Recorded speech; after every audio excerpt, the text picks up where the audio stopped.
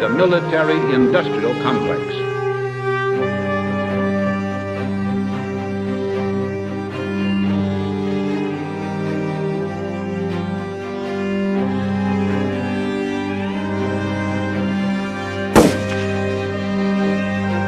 I'm just a patsy. I have a dream.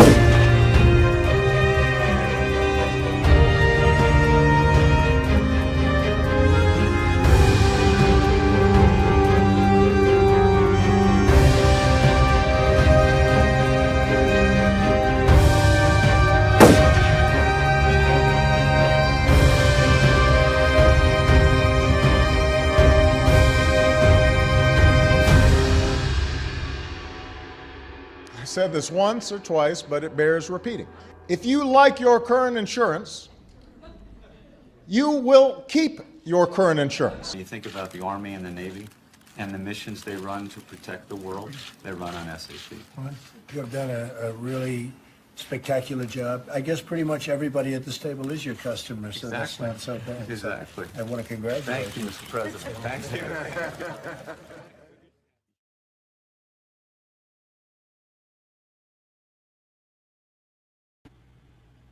And we're back. How you doing, George? I'm great. I have to warn you, though, Peter. I've been traveling all day, and I ended up in my hotel, and so I'm not in my hotel room. I'm in the little pub area. So you say pub. That's not an American term, there, George. No, it's all my Welsh friends. All my Welsh friends and all my English friends. So yeah. So I'm sorry, but did they join you in Georgia or are you in Wales? I'm in Southampton, but they came down from Wales. Several people, and you learn a lot by actually going out and talking to people. And when I'm on the road, I end up like doing 3 or 4 really super quality interviews where somebody tells me a whole bunch about something that I didn't know. And I don't know everything. I don't hardly know anything. But I really do believe in this. Go out and meet the people, talk to the people. And maybe it's the right thing. Maybe it isn't the right thing, but I'm going to throw it out there and share it. That's my thing. Well, I've been listening to an old podcast, I think from 2009. Richard Grove started this series called The Peace Revolution, and it's amazing how much I don't know. When you start to kind of pull the curtain back on how our education system has been managed, at least as long as you and I have been alive, and probably as long as our grandparents have been alive. There's a lot of stuff in the world to know that people that organize, high schools and universities don't want to teach you. Most importantly, like critical thinking. Yeah, and you can harbor whatever little dream or thought that you want, but when you get out in the real world and you start comparing it with the real stories of what really happened in real history, real living people telling you stuff. Sure. It's sort of like the cognitive dissonance thing. I didn't interview anybody who here in Southampton who was alive during World War II because they're all dead. Mm-hmm. But I found a few people that were alive as babies, but their whole Spitfire factory was completely destroyed. I mean, people say that, no stories. I think there's stories. You just got to dig and look for them.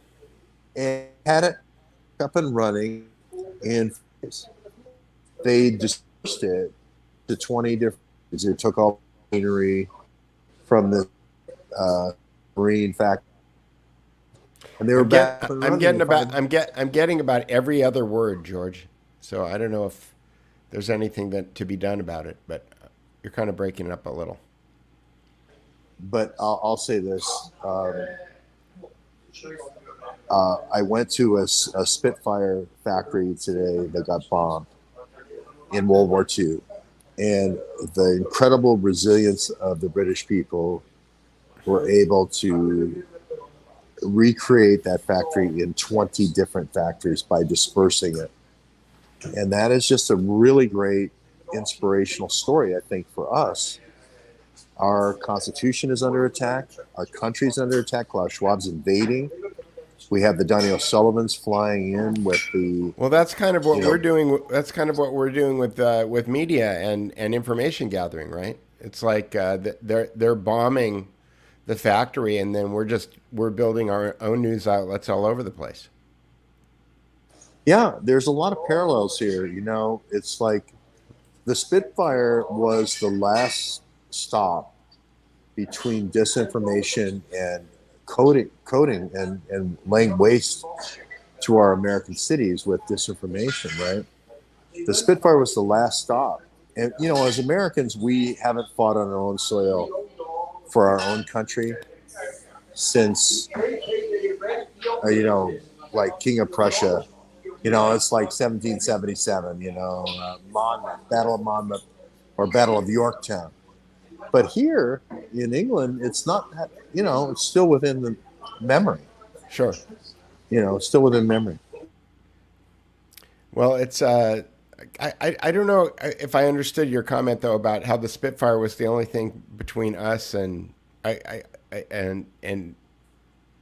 missed that point. Johnny O'Sullivan, just think of him in a Messerschmitt ME 109, and he's going to bomb a city with false information, with disinfo. The only thing stopping Donny O'Sullivan, from bombing London or bombing New York with disinformation is the Spitfire, is the people that are actually out there who are doing real news. I went away from citizen journalism because it's a mouthful, and I'm just talking real news now. People who want to do compound searches, want to knock down the narratives, false narratives. You are the Spitfire pilots. You are our generation's Spitfire pilots. You know, Churchill said, "Never have so many owed so much to so few." Right. If you choose to do compound searches, if you choose to go to the Duke Report, if you choose to be a part of this research community, you are a Spitfire pilot, and the world will owe an incredible debt of gratitude for you knocking down these false narratives. Well, I have some news, George, because immediately before we got on this broadcast, I heard from Keith Adler, and Tell me more. Version 2 of 50,000 Feet is coming up soon. So he's got a new version of it, and he said it's better than it was before, which is hard to believe because it was pretty darn good. I mean, there were things that could have been better, but mostly layout, not results. And so he just let me know that that's going to come back. So when it comes to compound searches, 50,000 Feet is really kind of like I think the best search engine that I've been using lately. And for people who don't know, 50,000 Feet is Google without all the algorithms, because they, by using the Google API, they have created basically a plain vanilla version of Google. Think Google 15 years ago, and how great the results were back then compared to all of the kind of woke algorithms that they've got running right now. And that's what 50,000 Feet is. So I'm excited that it's coming back. Yeah, and the stories of an incredibly small. I love Keith to death. You and I both met him and spent a lot of time with him. One or two really smart people can make a huge, huge difference in this war. And that's what I love about force multipliers like Keith Adler and 50,000 Feet search engine. Right. Well, that's what it was sorely missed. I mean, you know, you kind of take these things for granted, right? That they're there, and then you click on them and they're not working, and it's like, oh man, you know. The same day that 50,000 Feet stopped working, my default search on my browser right now is something called pre-search, which it's not as good as far as the results are concerned as 50,000 feet, but the layout is kind of a lot better, and it works for 90% of the stuff that I need. And when I don't use that, then I go to 50,000 feet, and both of them were broken at the same time, and I was kind of apoplectic. I thought, oh man, this is the end. If the search engines, if Google's the only search engine and they're killing all the other search engines, we're in big trouble. Yeah. Again, I look at this. I was standing in front of a Merlin engine. You know, you're really great on this, Peter. You know this stuff so well. I don't know it nearly as well as you do. Yeah, I could tell a Merlin by the sound. Yeah, I mean, you're Yeah. that level where you go, okay, Merlin, 12 cylinder, whatever, 16 cylinder. So there's some really incredible people, and I'm just in total awe of them. But what I am trying to do is just try to be a poor, humble scribe, and like the Jeff Prathers of the world, who are really, really super smart about force multiplication and how to take an incredibly small group of people and win against an incredibly large group of people.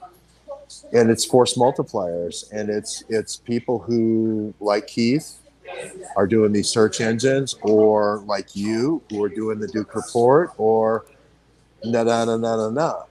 Yep. And there are people like Carol and Cindy and all the Kathy, and I won't say their last names, but they're all the people that are contributors to this channel who do the compound searches and just kick ass. And I mean like 1,000 to 1 multiplier, maybe 10,000 to 1 multiplier, for what they do.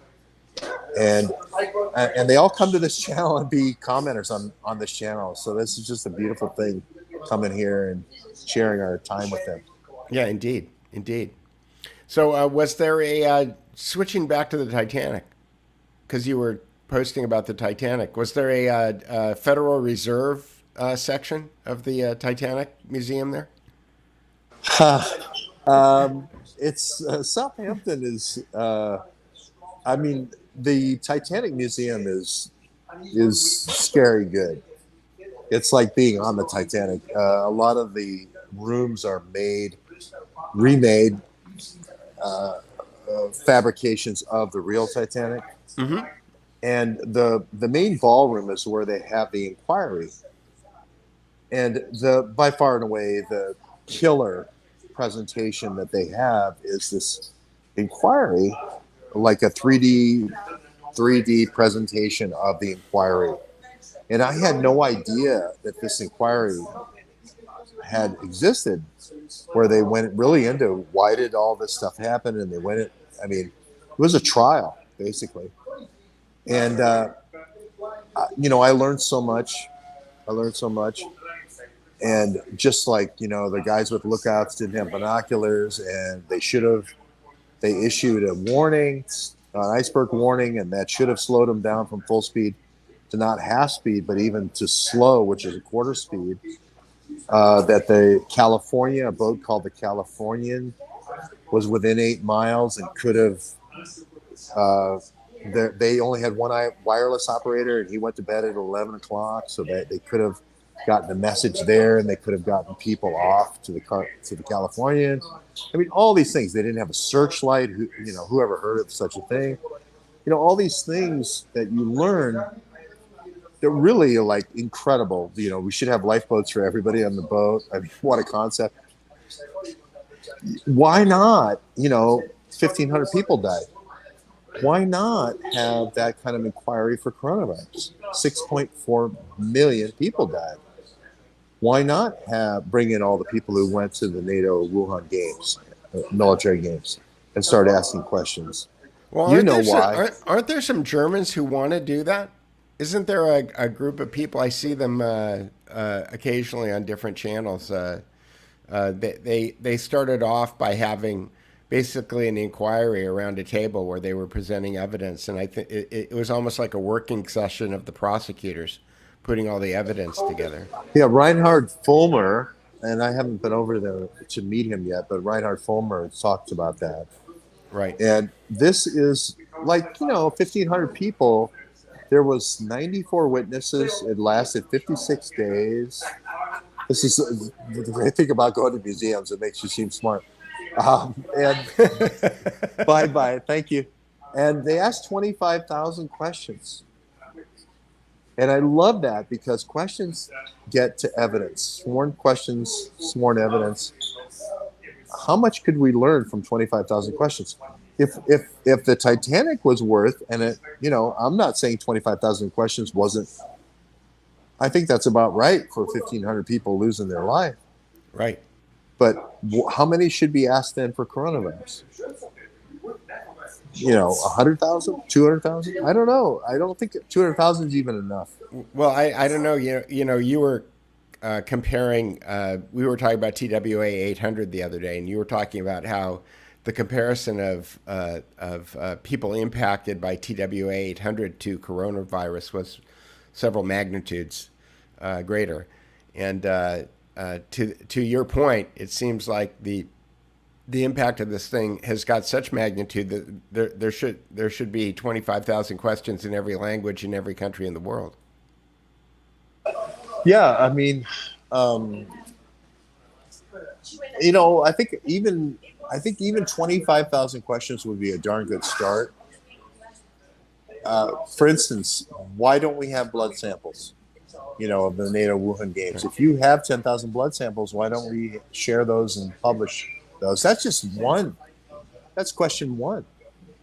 And it just gets better from there. I can't read the comments, Peter, so if you can help me out a little. So somebody says it's Rainer Fullermich, and someone else said, I watched Fullermich last night in a mock trial for the International Court. It was very good.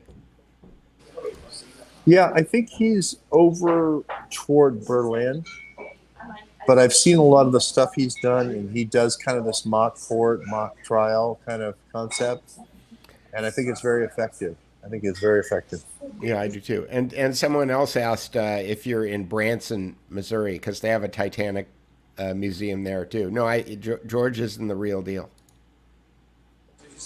Yeah, I'm in Southampton, and I've spent a lot of tonight with Welshmen and Welsh women. There they are. Yeah, and some Englishmen as well. And so it hasn't been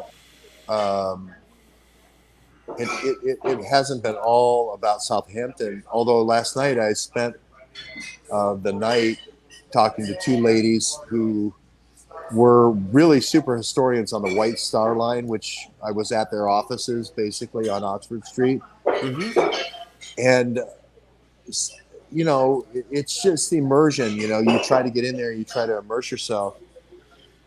But I think this is what coronavirus needs. I think we need to go back and, just like the Titanic with the inquiry, have 7 or 8 really smart women and men who really have a strong axe to grind. I mean, put in the axe grinders. Sure. And let them go at it. Let them go at it. Put in the head of the nursing union and put in the head of the doctors union and put in just put in all the stinger killer bees, just let them go at it. And then put Fauci and all of them on the panel, and then I'd be happy just seeing scientists talking about real science. I got a tweet the other day.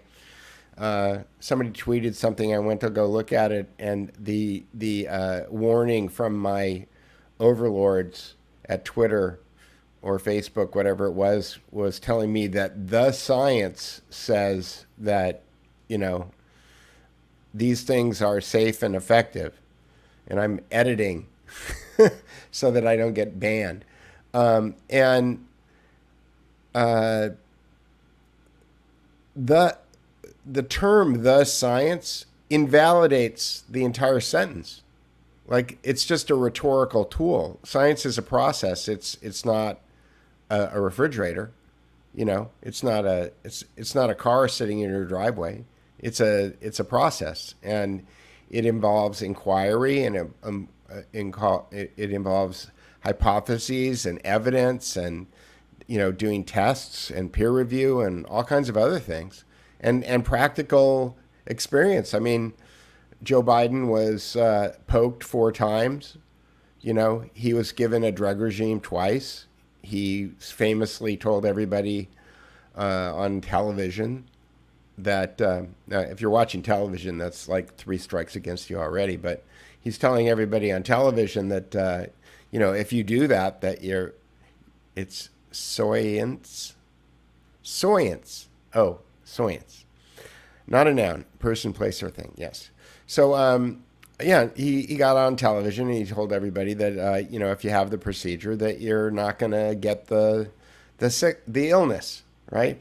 Well, that turned out to not be true, but that doesn't change any of the messaging. I flew to Austin last week, and in LAX, when you go into the airport, even though it's not a requirement anymore, there are mask warnings on everything, including on the PA system every 5 minutes as you walk through the airport.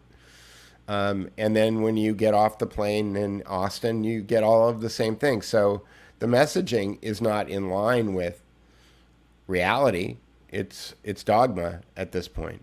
And to your point, I think that, it would be nice if we just had some real scientists actually making real scientific inquiry instead of the scientism that we're dealing with now. Yeah, and there's a Welsh gal that won. Here she is.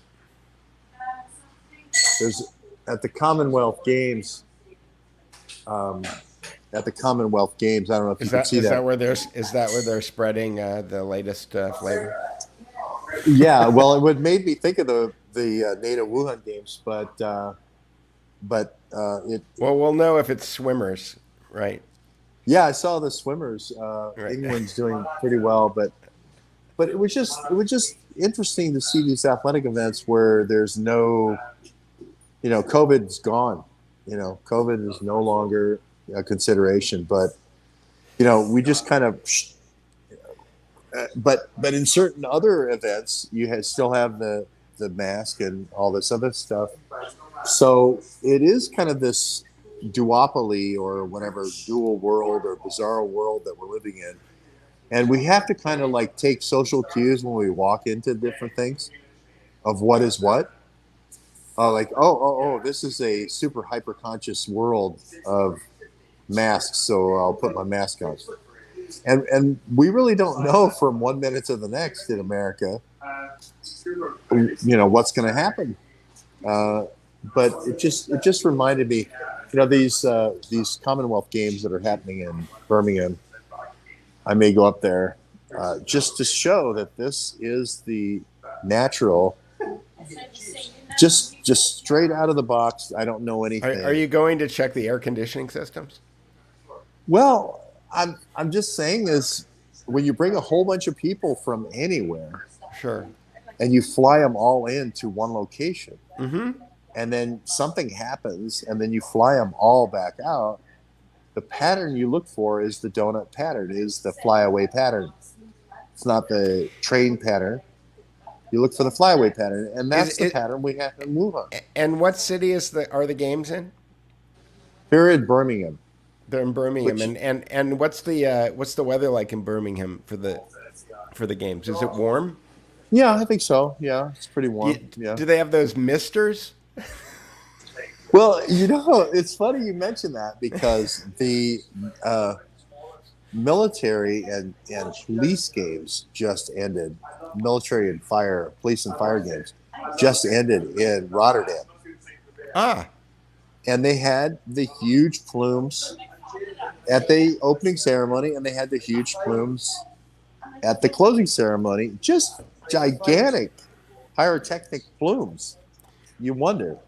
Right, because I haven't been to an event, a festival or anything in a long time, but the last time that I went to one, I noticed that when the weather was particularly warm, that as you walked into the event, they had these like misters. They're basically they're putting in production, we call it me fog, right? It's basically a really fine mist that's created by water vapor. So they're water vapor generators, and they really do cool you off. Like when you walk through, they really do cool you off. But aerosolized something or other would be a very bad thing to add to those types of apparatus.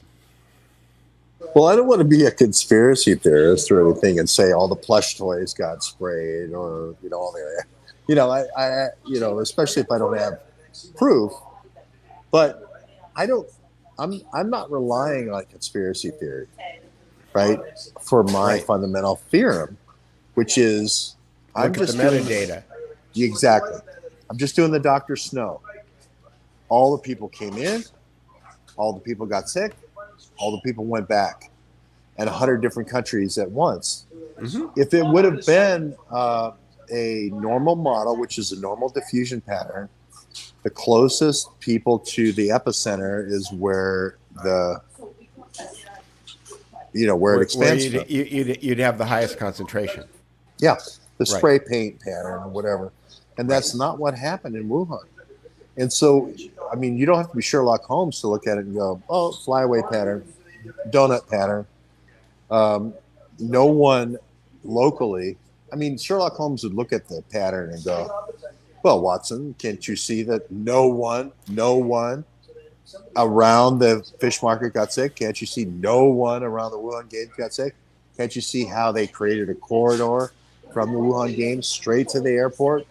And everybody at the airport went home and got people sick? I mean, it's just one of those elementary, my dear Watson, kind of situations. It's a lot easier to figure out that conspiracy than the J.P. Morgan sank the Titanic to get rid of John Jacob Astor. Well, I don't want to get started on that. But I'm just saying that you're at a distinct advantage because the evidence for the Titanic were dependent upon James Cameron, to tell us what really happened, right? Well, I did have a kind of a theory wash over me when I was watching all this stuff, because this guy named Ismay, Ismay, who owned the White Star Line. Yeah. And he just happened to make it into a lifeboat, and he just happened to be the guy who said run it at full versus slow, and he just happened to be the super captain, and he just happened to blah, blah, blah, blah, blah. Mm-hmm. But one of the things that came out of this was, it's sort of like 9/11. It really started reminding me of 9/11. We should have 7x24 wireless operators on ships, all ships. On ships that have thousands of people on them.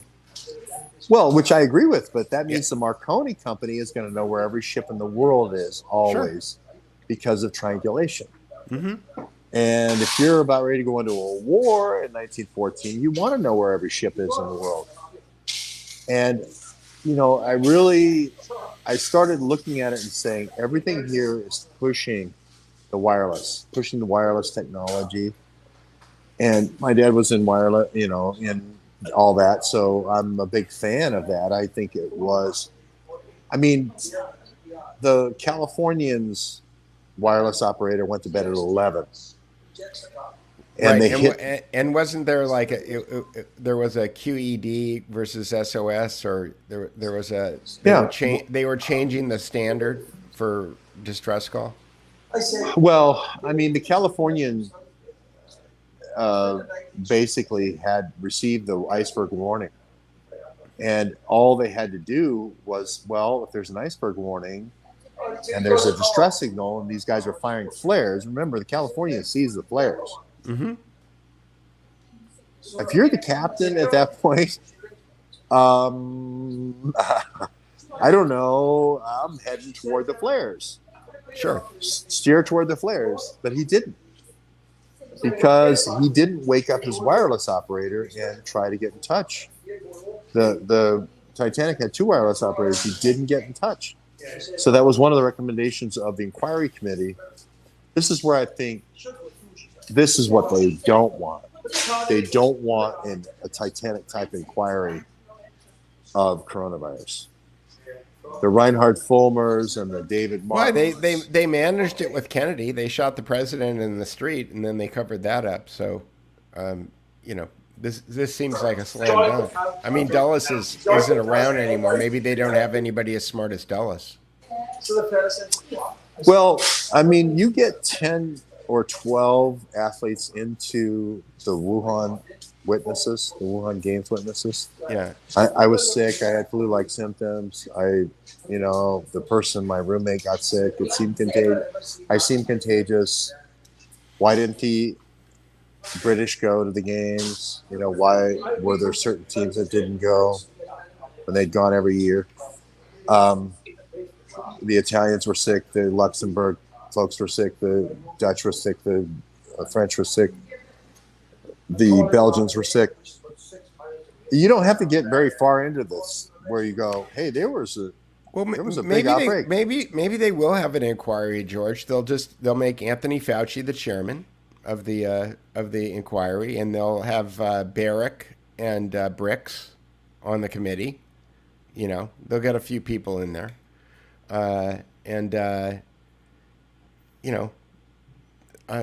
they'll make sure they'll get to the bottom of it. Well, I remember when Geraldo Rivera was talking about the Kennedy assassination, and he played the 75, 74, 73 right in there. Mark Lane. I went to see Mark Lane when he came to Fort Wayne in 1972, about the Kennedy assassination, and he had written the book Rush to Judgment. Mm-hmm. And, this Geraldo Rivera, I don't know if it's controlled opposition or not, but he showed the film. Is the Zapruder film? It's the Zapruder film, 75. And after I saw that, I was like, whoa, that was a turkey shoot. That was right. Like Connolly called it a turkey shoot. I said, that was a turkey shoot, man. And he had bullets coming from every different direction you could imagine. Right. And I think that was the one where viscerally you could go, oh my. The narrative is so whacked. This was no conspiracy theory here. This was a turkey shoot. Right. And so it's very interesting, though, because, after 9/11, it took them 4 years, right, to have an inquiry. The Warren Commission, at least it happened like within 2 years, right? 2 years, yeah. No, there doesn't seem to be any sense of urgency for getting to the bottom of how any of this happened. You basically have a war of narratives, where it's very dogmatic on both sides, because one side is telling the world through the controlled media what the truth is, and the other side, there's a lot of noise, right? And I was talking to Paul Cottrell about this. It's like, he's, going down his molecular biology route, and he's checking all the boxes and taking a look at all of the factual evidence that he's got in front of him. And he's competing with people who are claiming that that graphene oxide is making magnets stick to people, and that what are some of the the wacky stuff to there's sentient beings inside self-aware robots and all this woo-woo crap. Yeah. It's filling up it's a classic counterintelligence program, right? It's filling up the airwaves with nonsense, And, it's, so these people over here have this theory and these people over here have this theory. I mean, I listen to Paul because he's a scientist, I listen to you because you're using scientific methods in order for doing your analysis. And, I'm so tired of chiropractors telling me that there's snake venom in these shots. It's just ridiculous. Yeah, and I'm not a doctor, I don't think yet. So everything with a grain of salt, but I think that he does scientific. Sorry, I do read literature, and that. Sorry, I'm getting a bad. But even for doctors, that's hard to do. So he performs a great service even for doctors. Right. And Paul usually is relating papers that are written by a team of doctors. He's sort of like a Reader's Digest for research papers. Right. So, and I try to quote Paul, so I'm like the Paul whisperer, maybe, on sometimes. But Paul is mostly talking about studies. Sure. Paul isn't saying, "Oh, here's a theory I had." I know. He's bringing the receipts. Yeah. He's talking about studies. Yeah. So I think that's the part where, the self-aware robots and all this other stuff, they throw all this shit out there, and then it's really hard to get through all the crap. And it really does get tiring after a while. But have you seen the movie Dunkirk, Peter? I have, and it's funny because you were talking about Spitfires, and I was thinking about Dunkirk, but I didn't want to go non sequitur. So what about it, George? Well, there's a scene in there where there's one pilot, especially. One pilot. It's one of the things. I date a pilot, so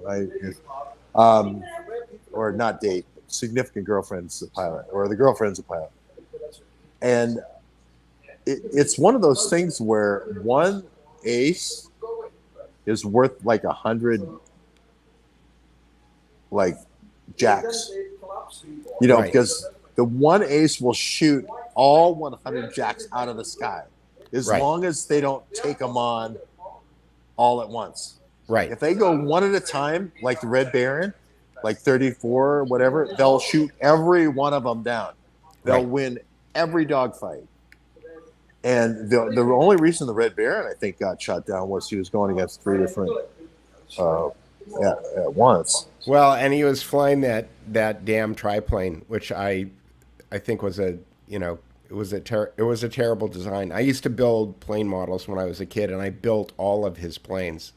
And I think that most of the kills that he got were in a Albatross, which was a great plane, and dual wing. And there was so much drag. The Fokker, the Eindecker. Eindecker is one. It's the Fokker was slow. Yeah. Anyway, the three-wing Fokker, it had amazing maneuverability. You could practically turn it on a dime in the sky, but it had so much drag that it had issues. And if you took it into a dive too quickly, the top wing would rip off. Like, it was not a great plane. That he was flying a plane that wasn't a great plane. But you get the idea. Is if you have an expert, it's sort of like Peter Duke making a film versus a 10,000. I don't make films. It's like Peter Duke taking a photograph. Yeah, or whatever, slow motion. But versus 10,000. I shoot one frame movies. Yeah, that's funny. Yeah. But it's the point is that the way we win is being Peter Dukes. The way we win is get really good at your craft. The way we win is don't just sit at home and consume and lean back, consume the Alex Jones. Alex does a lot of great stuff. or David Knight or whoever, or Luke Rodowski, or all these great people, Jim Poole or whoever. The key is get in the cockpit, start doing the compound searches, and get in the game, get in the air. I don't know how many compound searches Tim Poole does. Probably not a lot, Yeah. And by what I'm saying is that literally the ratio of pilots to the number of people the pilots saved is like 100,000 to 1. It's off the chart. I mean, Jeff Prather force multiplier, it's off the chart. And in our case, you're not just fighting for England. You're not just fighting, Donnie O'Sullivan trying to come in with a ME 109 or whatever, a Falker or whatever, to bomb London. He's bombing every city. Donnie O'Sullivan with this information is bombing every city in the world. And you get a chance to go up and knock him down with compound searches. You are the Red Baron. And I just think that, I want to be that guy. I'm not that guy. Well, George, the talk's cheap. You don't want to be that guy. You are that guy. I wouldn't be here right now if you weren't that guy. I don't think that anybody in this chat would be watching this right now if you weren't that guy.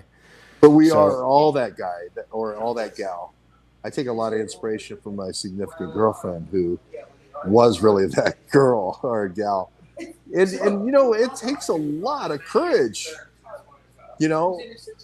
This stuff is, it really does get into Kolomoisky and going after all these criminals and people who chainsaw people and everything. It's really, it's definitely not for the faint of heart. Right? No, it's not. Yeah, but the returns are so rewarding. So somebody asked, "What do you mean by a compound search?" So, what a lot of people don't understand is that if you go to a search engine like Google, we can use Google as an example, but Google 50,000 feet would be a better search idea. Is that there are these things called operators that you can put into your search in order to tune your search, in order to make your search much more specific. And the main one is that George always likes to talk about is that you take whatever two subjects that you want to see if there's some kind of connection between the two of them, and you could take a name and put it in quotes, and then you could take a concept like bioweapon and put it in quotes, and then in all capital letters put "and" between the two of them, and you put that into the search engine. That's a compound search, because what you're doing is you're compounding two different ideas with these things called operators. Most search engines use operators. If you go into a search engine and you type in search engine operators, you'll get a list of all of the operators. For people that don't want to have to memorize what the operators are, if you go to thedukereport.com and you click under search engines, you can click on a link that will take you to what's called the Google Advanced Search. And the Google Advanced Search has all of the operators basically built into a form. So it's you don't have to memorize anything. You can put in a name, you can put in a string, you can put in you can focus it only at looking for a certain term on a certain website. You can put all kinds of limits on things. So when George talks about compound search, what he means is that if people understood that the default information that you're getting from search engines largely is managed, and if you want to find out specific information about specific things, it's pretty simple to do. Using the same search engine, you just have to put in a little bit more effort into understanding how that works. Is that right, George? Yeah, and you break out of the box, and it's funny how it still works. It's almost like you become a P. What was the comment? It says O'Sullivan and trash. That's a good. That's a good way to remember it. It'll come back. You're right. Yeah. It's Dermotchel is a very funny guy. he was there. He was one of the people that were there on March 2020, and we were a group that were trying to do an investigation into Corona. We were a self-anointed group. Nobody said, "Hey, I think George Webb and his self-anointed, journalists should look into Corona now that it's a pandemic. Now that we're 9 days into it, we should do an investigation because it's affecting the whole world." You would think that the powers that be would do that themselves and make it public, right? Like 9 days after the Titanic, they were calling for an investigation. Sure. Right, 9 days. Where's Rand Paul? Rand Paul is really good at grilling Fauci. He's a senator. He could be making a lot of noise about it. There actually is, I heard today, now a Senate review of gain of function. Today, you may pull that news item, but Rand Paul is actually leading an inquiring into gain of function, which maybe it's because of us, folks. Maybe it's because of us, but like George, it's been 18 months. It's been more. It's 2.5 years, since this group. But this group basically was a bunch of compound search people. Right, but I think that the gain of function research is that more than 18 months old?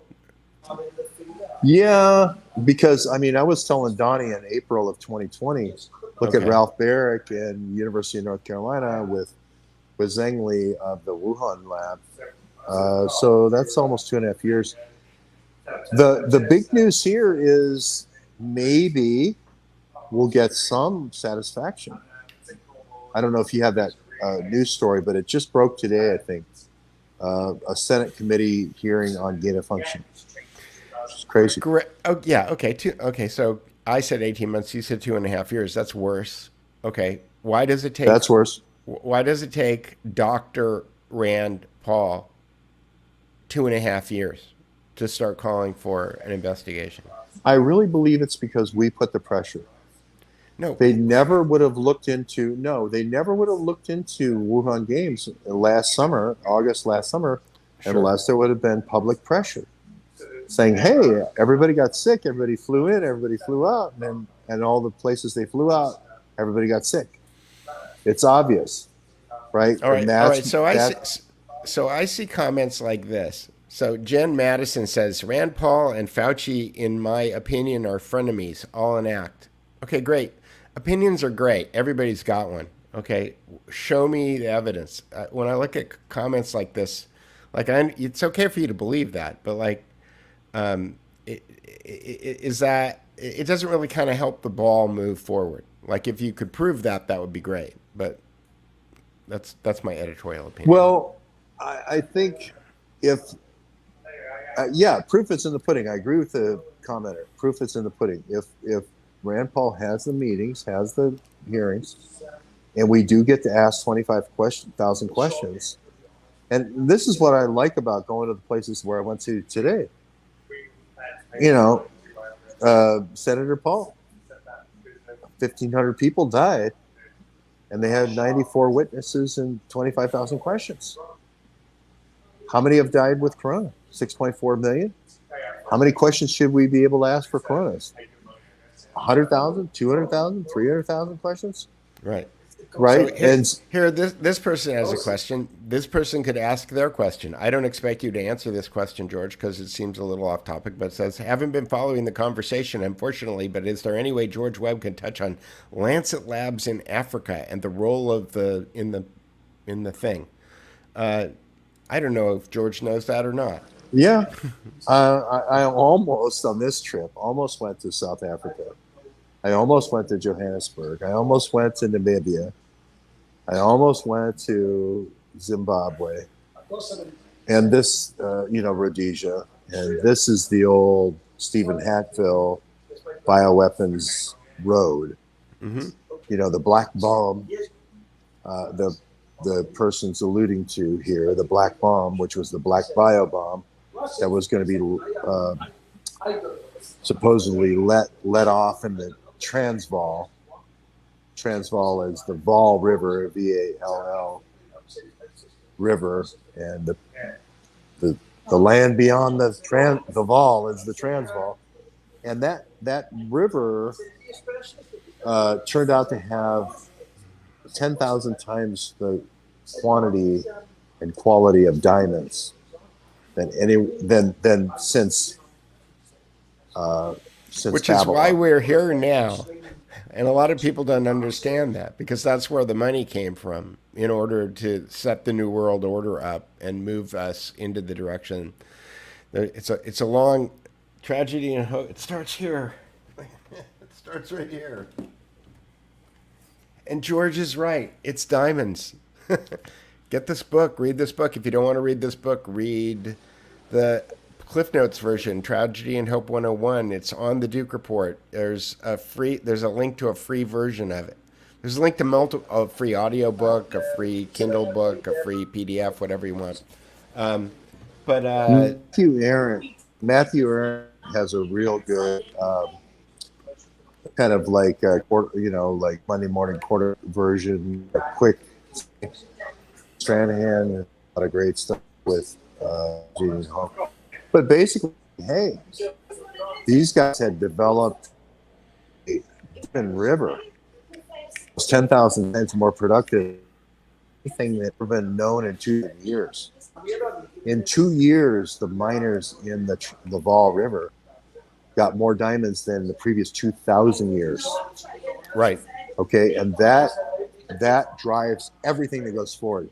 Well, Sir it's not only that. Because what Rhodes with Rothschild's help is that he went to all of the diamond miners and he said, "Look, you guys are all competing. There's too many diamonds flooding into the market. You're never going to make as much money as you're never going to get the money out because you're driving the price of diamonds down. So why don't we start a cartel?" And so what they did is that they borrowed money from Rothschild. They formed a cartel. So all of the diamond miners got stock in the new company, which was De Beers.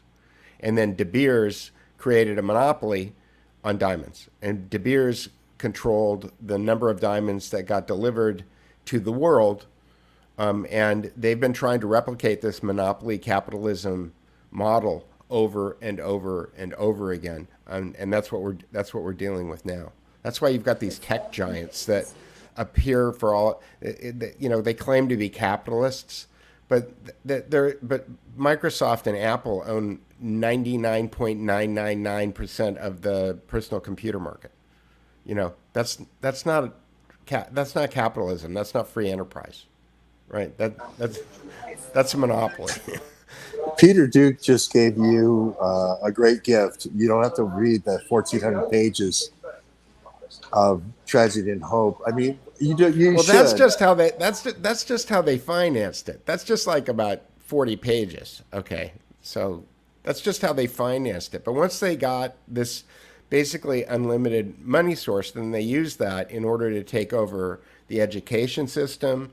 They flooded money into people like Andrew Carnegie and J.P. Morgan that instituted a Prussian education system, which eliminated reason and critical thinking from our curriculum.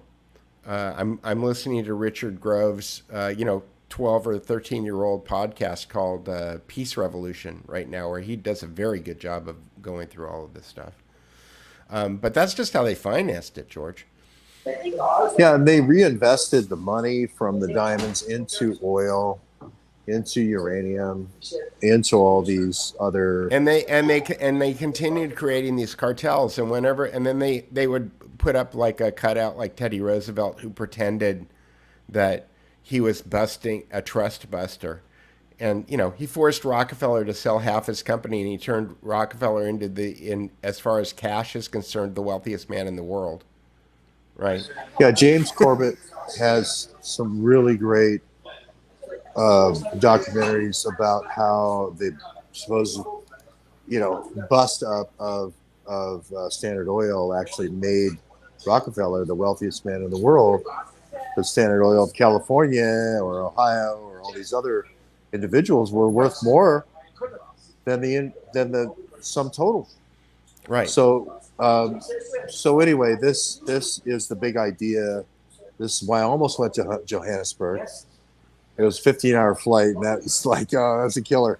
But I was going to go through Zimbabwe, and I had an old girlfriend that used to live in Zimbabwe, and she had told me a lot about the revolution, and the Zimbabwean forces, the Rhodesian Defense Forces, used bio agents against the rebels. And Stephen Hatfield was number one guy, the guy who is supposedly the maligned 9/11 anthrax guy, is actually the guy who led the South African Zimbabwean forces with the bioagents.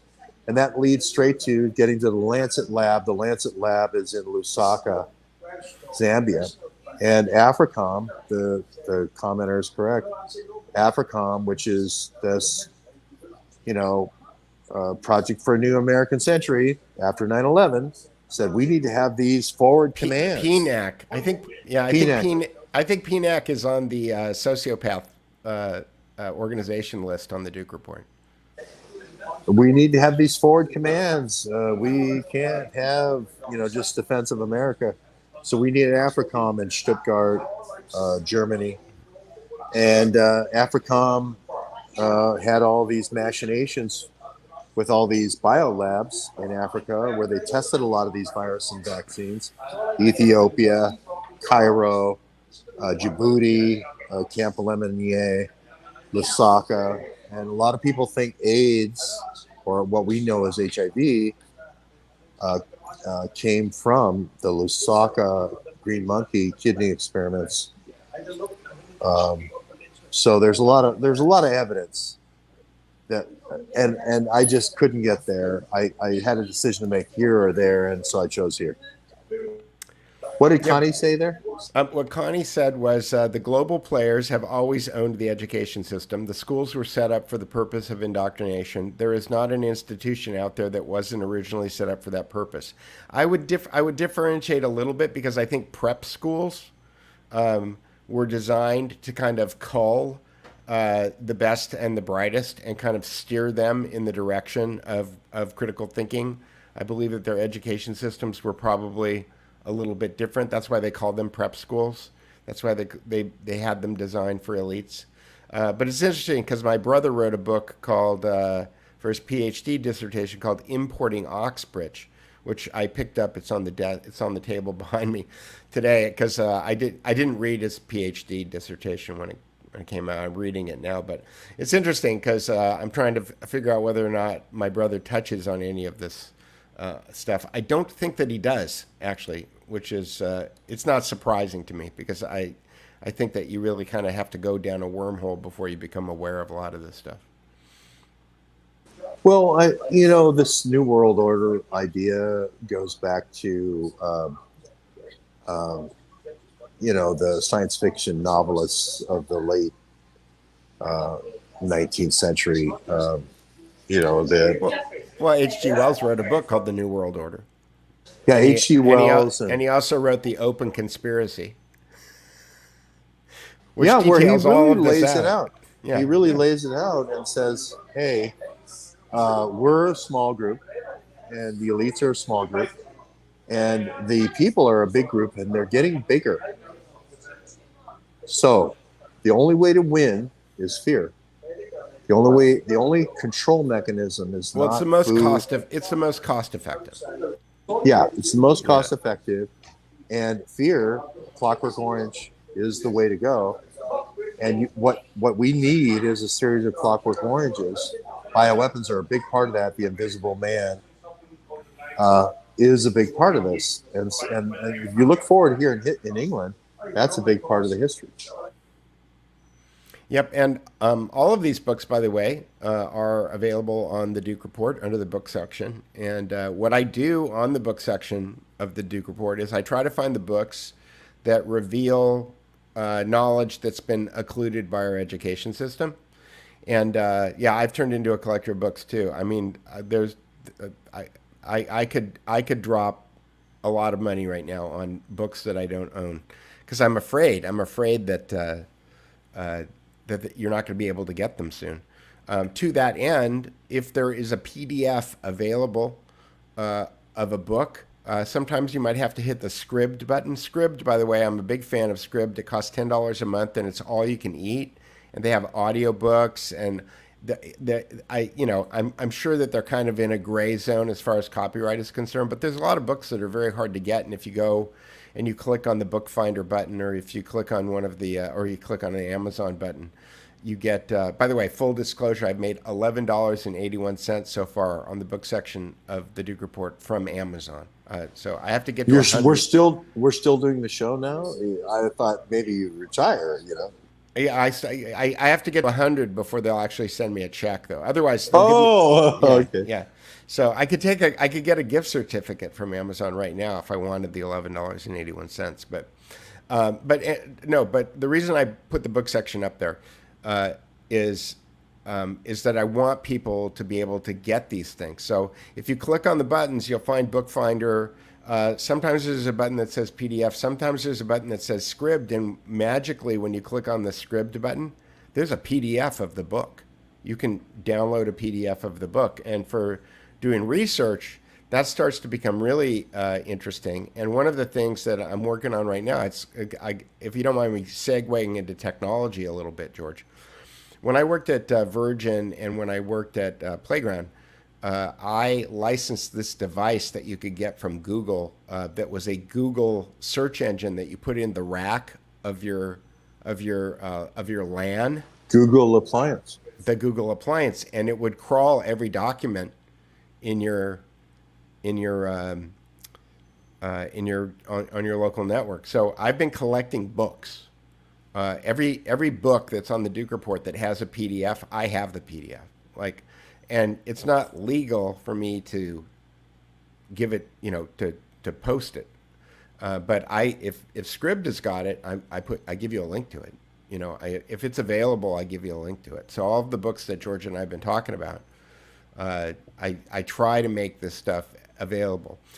Thanks, Thermostable. And if you, what did Thermostable say? I couldn't see it. He said it's a great service. Yeah, it is. So I'm doing everything that I can. So, but it occurred to me the other day, because I'm working on another website right now, which is called Reframing, and it's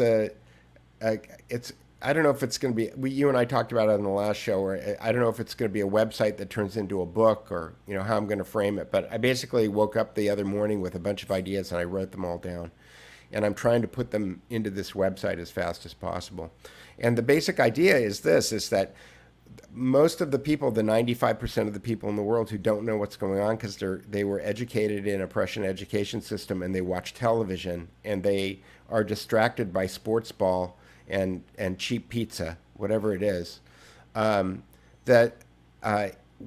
people start to ask the question, like, how come the things that they're saying on TV don't line up with what I believe is happening in the real world, that there's a way for you to kind of like transition people into this understanding. Like, there's a way. And the reason I'm listening to Richard Grove's Peace Revolution, which is a great service, it's another great service. I believe it's linked on the Duke Report. If it's not, I'll make sure that it is under films and filmmakers, I think. If it's not on there, I'll make sure that I get it up there. Because it is a little bit difficult to find. If you join tragedyandhope.com, I think that Richard gives you a link to it, but it is freely available. There's versions of it on the web archive. It's kind of all over the internet. But it's great because it kind of gives people a foundation on understanding that, yeah, Alex Jones is histrionic and he waves his arms and he screams a lot, but the stuff that he's saying is not completely wrong. And likewise, James Corbett or Jason Burmis or any of those other guys. And I want to make one editorial comment too, because I posted the interview with William H. Teal III, or part of it, and a thread, and I'm still working on that video. And in the meantime, I've got him on Stu Peters' show, and I got him on Tommy's show. So if people want to hear his story, it's out there. But a guy who runs an outlet called We Read the Documents, he started berating me on Twitter because Mark Housatonic misunderstood what I was saying, and he thought that I was talking about having a long conversation with Peter Thiel.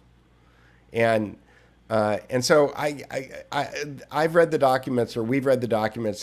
Has been on my radar before, and I used to watch his podcast, and I listened to him for about 10 or 15 minutes this week, and he does something that just annoys me. So I'm just going to say it. He attacks other people. He attacks Alex Jones. He attacks Jason Burmis. He calls all of these people controlled opposition. Blah blah blah blah. He's attacked me. Yeah. I mean, it's like, yeah, he'll attack me for saying this, I suppose. But the thing is like, my basic frame right now is that we're all just trying to get to the truth. And, you know, the way that I understand that this happens, and it's part of what I'm putting into my Reframing website, is understanding that there's this framework of true believers on the bottom who are usually ideologues. We go from being programmed ideologues to being researched ideologues. There's nothing wrong with being an ideologue as long as you know what you're talking about, right?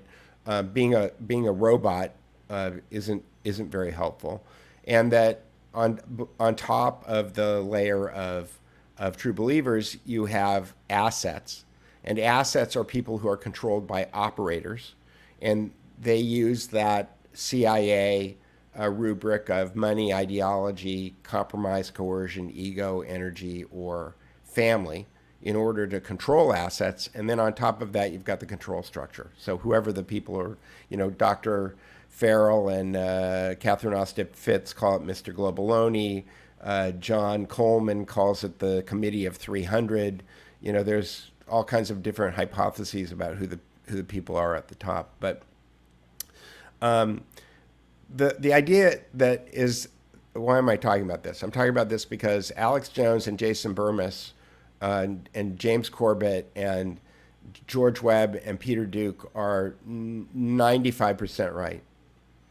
And sometimes we miss things. One of the things that regularly happens on this channel is that somebody will accuse us. There was somebody who accused George of not naming certain people because there were books that were not on the Duke, and I was a co-conspirator because the books were not included on the Duke Report website. Well, it turns out these books are really good books, and I had never heard of them before. And I'm not, you know, I'm an old guy. I'm 65 years old. I didn't really even think anything was wrong with it, what people were saying on television until I met Andrew Breitbart, which was 2010. Okay, so for 12 years now, a very small slice of my life, I've been aware that the things that I were told for the first, 55 years of my life were not actually what was going on. So I'm learning this like everybody else. And so when I see people like we've read the documents attacking other people who, for all intents and purposes, probably agree. Another one is Brendan O'Connell, right? For all intents and purposes, George and Alex Jones and James Corbett and Jason Burmis probably agree with 95% of the things that Brendan O'Connell is saying. So why is Brendan O'Connell attacking them? Because he's leaving, because certain people leave certain names out. There's only so many minutes to have in a podcast, and a lot of times they're flying by the seat of your pants. A lot of times I click the end broadcast button and I think, oh, I should have said this other thing. I forgot about it. It's ridiculous. Well, for my editorial. No, I'm with you 100%. I think this is my theme ever since I've been attacked, way back when. Right. From crowdsourced the grift. Crowdsourced grift sourced the truth. Yeah. And the whole thing is, if it's like this, can you imagine all these guys, the Spitfire pilots all going up, and instead of going after the ME-109s or the Falkers or they start going after each other. They start shooting each other down. Can you imagine what the people of Britain would be saying? Looking in the video, you know what? We should start through they would be going, "What are you doing? To shoot." We should use the language of video gamers. And gamers, those people are called team killers, right? in video games, they call those team killers. And, I used to play this video game, World of Warships. And if you accidentally shoot somebody on your team, you get penalized. It's like not good. Don't accidentally shoot your own thing. Major ego issues. I don't know what it is. It's like people. You have to think about this like we're a big team. Right. And here comes Daniel Sullivan, and here comes Jim Shudo, and here comes Poppy Harlow. Here comes, all these Anderson Cooper. Here comes Don Lemon. Here they're coming. They had the ME-109s. They're gonna blow up your stuff. You either can shoot them down, or you can shoot each other down. And this is the problem. I mean, I've been on this thing for 6 years, but you have to be focused on the enemy. You cannot be focused on friends. Here's a comment. We have the docs got Red Pill 78, who's another channel that I don't really like. I watched them for a while, but I thought that they were, again, I'm using this as an example. I don't have any. The graphene oxide sentient animals inside vaccines stories that were floating around, which I just thought were nonsense, get mixed in with real stories. Okay, I understand. So what you do is you just call the bullshit. But what Modern Archive says is we have the docs got Red Pill 78, a nice, rational, dedicated YouTuber banned during a guest session by his usual BS of nearly pretending to be a naturopath and giving medical advice. Continued. I don't know what that means. Anyway, it's just, yeah, I get it. Okay, and what George and I are saying is, like, if you're on with people who you're in general agreement with, then call their bullshit out. Okay, like I'm not a graphene oxide fan. I'm not a fan of that story. If it winds up being true, I will correct. Okay, but it doesn't make any sense to me. And there may be, a zillionth of a percent of graphene oxide in the shots. I have no idea what that means, right? I don't really understand it. I do understand enough about physics to know that it's not going to turn you into a magnet, and so call out the bullshit. You don't have to take the people down. Just call out the bullshit. That's my MO. Yeah, and I think that's why I love the Spitfire pilot analogy. You're either part of the stop CNN from denuding our cities with disinformation. You're the only, put it this way, you have the choice of getting in that plane and doing the compound searches and eliminating the false narratives or not. The false narratives are coming. The bombing is coming. The disinfo is coming every night. Don Lemon, I'll go through it. Anderson Cooper, Jim Shudo. It's coming. So you have a choice of attacking your own people or attacking the incoming. Right. And I just choose to focus on the enemy, which is disinformation. Real News Cafe, I started this Real News Cafe because they're fake news. And Trump, for all his failings, the one thing he got right is CNN is fake news. Yeah, and that will be his legacy, is that he got that term into people's minds and got people thinking about questioning what they're doing. But then he turned around and launched warp speed and shut the economy down. So I'm not defending that. I'm just saying the one thing. Exactly. Like I'm not a Donald Trump can do nothing wrong purist. I don't go down that road. So anyway, there was one other who was it? Oh, there was one other comment I wanted to answer, and I can't see it now. Whoever that woman was that I called out earlier, I wasn't trying to single you out and attack you or anything. The idea was, like, as long as we fall for these kind of emotional plays, like, we're not paying attention to the facts. And the one thing that George taught me originally was look at the metadata. Look at Look at where people are going and who they're talking to and who they're having meetings with and what are the papers that they're publishing. Okay. And what are they saying in this circumstance that they're not saying in this circumstance? I've lost George. I don't know where he is. Maybe I hope his battery didn't die. But I'm out of focus and it's really bothering me. Okay. But anyway, the point is that George tries to look at evidence that exists. And then he tries to make conclusions that are based on the evidence that exists. So, my metadata on Rand Paul, I'm glad that he's doing the, if he is going to have a gain of function investigation, terrific.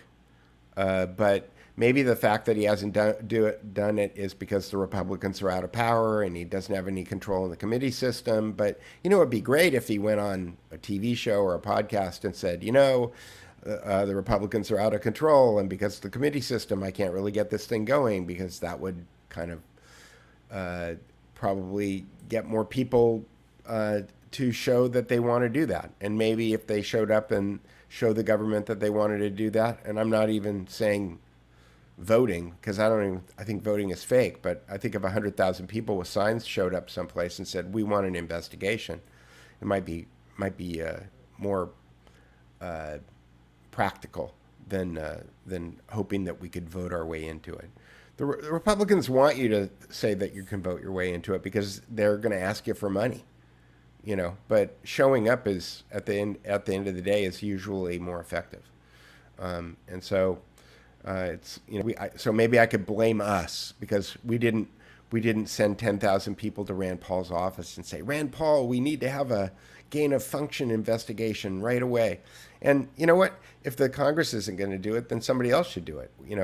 Tom Fenton is really great at asking you for money, and he goes and he files his lawsuits and his FOIAs and stuff. And maybe it would be better to just have a conference. Maybe it would be better to fly those German guys over here who are putting together their international war crimes tribunal and build a bunch of media around it. Because at the end of the day, the thing is about having a congressional investigation is that the reason that you do it is because there's TV cameras there, and because it's got some kind of sense of authority.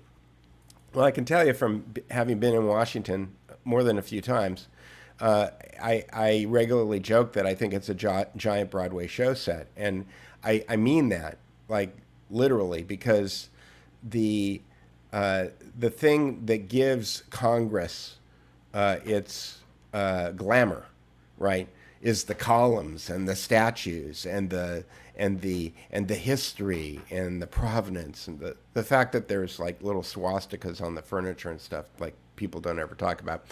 But at the end of the day, it is a production, right? And so I do think that you could probably have your own gain of function conference, but it requires production, it requires fundraising, and as long as the Republicans are sucking all of the oxygen out of the room by virtue of the money. I was at January 6th, and it wasn't until after January, and I worked for Stop the Steal. I was shooting pictures for them. And it wasn't until after that I realized that between November 6th or November 8th, whenever the election was, and January 6th, that Donald Trump and the RNC raised $250 million. And none of that money went to lawyers to fight the election results. It just disappeared. The money disappeared. So I think that, if you had $1 million or if you had a couple of $1 million, you probably could stage something that looked legit. It looked like the Nuremberg trials or something like that. You could have really good TV coverage, and you could have good hosts, and you could have really good evidence presented. And you don't need Congress. You need media. You need media to do that. And if somebody, ponied up with the cash to do that, then I think that, or figured out a way to raise the money to do that, then I think that, you could probably have your own investigation. And that's what the guys in Germany are doing it, but they're obviously doing it on a really low budget because they're doing it with a webcam and it's 4 guys sitting around a table. But the information is good and it needs to be out there. So I guess we've lost George. My guess is his battery died. So with that, I am going to see if there are any questions. And let's see what we got here. Wild tangent, or not now. Supposedly Hastings and Tom Clancy and a third person were collaborating and conferring on something big when he went boom. Wife, Akonis Lure? I think so. I don't know. Keith Barrett had Gordon Duff on his show. Kevin Barrett, I don't know who he is. Send me an email. Gordon is an artist. I'm always looking for new content on the Duke Report. I'm always, it's funny because I do a radio show with Michael Parker on Mondays. And Michael Parker's always asking me questions about stories that are on the Duke Report, but the Duke Report's an aggregator. And if you spent all day, every day, looking at the Duke Report, you couldn't read all the stories that are on the Duke Report now. That said, I'm always looking for new content because some people post every day. Some people post once a week. If I had the financing or if the business model made sense on the Duke Report, I would automate it so that the stories that are new would all bubble up to the top and the ones that are kind of old would bounce down to the bottom. I kind of look at it, Carrie and I look at it, every once in a while, and we try to reorganize it. We had a bunch of people went on vacation 2 or 3 weeks ago, and a bunch of links that normally have stories posting all the time were just kind of like sitting there static. It took us a while to figure out what was going on. So I am always looking for content from content providers that I don't know. The requirement to be on the Duke Report is that you got to be an evidence-based journalist, and then you have to have a good RSS feed that I can grab onto. So it was funny because I saw Del Bigtree at the Alex Jones event, and I wanted to go talk to him. Of course, whatever. He's got a great website. He does great content. He doesn't have an RSS feed that I can grab. His website does RSS. It just doesn't have a feed I can grab. There's a lot of websites that are, people hire WordPress developers and they build websites with WordPress, but then the developer does something that breaks the RSS feed. And it's troubling. Darren, is it Darren Beatty at, what's the name of it? What? Revolver News. He writes great stories, but he also runs an aggregator and he doesn't separate out his RSS feed from any of the other news. So I can't really pull Darren Beatty into the Duke Report, even though I'd like to. I think there's a link to Revolver News on the sources. I'd like to have Darren Beatty on there. But if I pull feed from Revolver News, it starts repeating other stories that are already on the Duke Report because he's pulling the same stuff that I'm pulling. So it's a challenge every day. I'm always trying to figure it out. And if you've got Dell's ear, okay, tell him that Peter Duke wants him to fix his RSS feed because it's broken. Catherine Austin Fitz. It took me a while to figure out Catherine Austin Fitz, but I finally figured it out. I have a program that I can use that will take a broken RSS feed and fix it, but it only works sometimes. It doesn't always work. So anyway, anything else? I guess you guys are all talking to each other. Are they all talking to each other, Carrie? Well, you guys like trade phone numbers or, trade text messages with one another because you're not talking to me, you're talking to each other. So with that, I'll see what Connie says, and then I will probably go. January 6th not only stopped the investigation into election fraud, it also served to blame Trump supporters when they had nothing to do with it. That is what they did to the Tea Party as well. Yes, because as I was reading, if you look at my tweets, maybe I should pull up I'll leave you with a tweet that I tweeted earlier. Again, I got this from the Richard Grove Peace Revolution podcast. This quote, and it's from a book by John Taylor Gatto, and I'm on the Duke Report. I'm not on Peter Duke photo, so give me 1 second here. Bringing it up.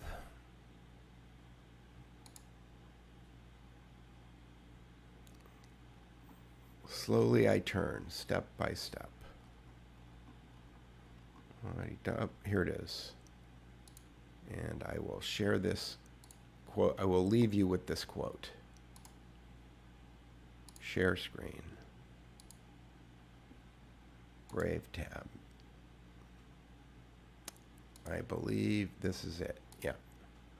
All right. So this is from a book by John Taylor Gatto, which I posted on the Duke Report. I can't remember the name right now. But he's talking about... I have to blow this up because my eyes aren't that good.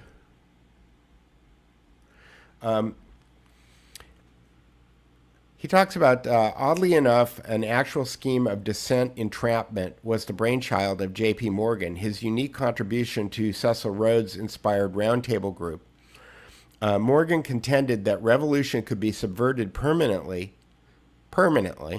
by inflating the underground and subsidizing it. In this way, the thinking of opposition could be known as it developed and fatally compromised. Corporate, government, and foundation cash grants to subversives might be one way to derail the train of insurrection that the Hegelian theory predicted would arise against every ruling class. Isn't that where we are now? Isn't that the issue that, I was just complaining about with We've Read the Documents? I mean, I understand that Brendan O'Connell and We've Read the Documents are accusing other people, okay, of being financed by this person or that person. And they might be, okay? So maybe you need to take everything they say with a grain of salt. I think you should take everything that everybody says with a grain of salt. Take everything that I say with a grain of salt. Fact check me on everything, okay? But if you understand that this is the way that Taz is saying, Carrie could sub briefly for George. No, Carrie doesn't have a camera, and she's not ready, and she's a girl, so she likes to get ready, and she's been gardening. There it is. So jumping back, so J.P. Morgan said, just finance all the people who might rise up against us. Okay, so why did the Rockefellers finance the communists? Why does Peter Thiel finance the alt-right? Why does, any of this stuff happen? Okay, it's because it's a good way. It's insurance policy, right? These people become beholden to you. You know what they're up to, but that doesn't mean that they're always lying. So, Tucker Carlson does a great job. He never talks about the Council on Foreign Relations, nor will I expect that he ever will. And that was something that I read in the book, Psychological Warfare and the New World Order by Servando Gonzalez. He said that's the litmus test. Will David Horowitz talk about the Council on Foreign Relations? Will Rush Limbaugh talk about the Council on Foreign Relations? Will any of your heroes talk about the Council on Foreign Relations? If they won't talk about the Council on Foreign Relations, then they're probably compromised. Does that mean all the information that they have is bad? No. Okay, does that mean that you should diminish them or not pay attention to them? Probably not. You just need to, use critical thinking, which we've all lost. If you're watching superhero movies and you're waiting for a new superhero to rescue you, then you'll understand why superhero movies are being flooded into the market now. Okay, they want everyone to believe that there's a savior coming, that someone just over the hill is going to arrive, the 7th Cavalry, instead of you, getting off your butt and going off and doing something. So I'm doing this podcast. I'm building the Duke Report. I'm putting books in the Duke Report. I'm trying to get as much information out to people as possible, meaning that there's a bunch of free books on there. If you're bored, instead of watching Netflix, go to the films and filmmaker section and watch something. True Stream Media's got, 40 or 50 hours worth of incredible, great, free content. They'd like you to pay them. I pay them. I think that people should pay them, but it's free. It's out there. Jason Burmis has got five documentaries. There's a bunch of Adam Curtis documentaries that he made for the BBC that he won BAFTA awards for that are not available in the United States of America. Okay. You can come up with your reasons why they're not available, but I think all of that stuff is incredibly valuable content. And if you're watching Netflix or some, superhero movie instead of that, then, you're part of the problem. So I'll just leave it there. With that, I am going to say goodbye. All right, everybody. I'll talk to you later. Thanks.